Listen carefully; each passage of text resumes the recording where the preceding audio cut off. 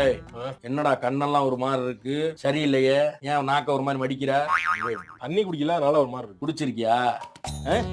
ஏய் தண்ணி அடிச்சிருக்கியா? தண்ணி எல்லாம் அடிக்கல நான். அம்மா என்னத்தையாவது பேசுவீங்க நீங்க. மது அருந்தி விட்டு நான் மது அருந்தவில்லை என்று சமாளிக்கும் மகனை எவ்வாறு கண்டறிவது? மகன் மது அருந்து விட்டு சமாளிக்கிறான்னு கண்டுபிடிக்க, இல்ல பதட்டமா இருக்கானான்னு பாரு.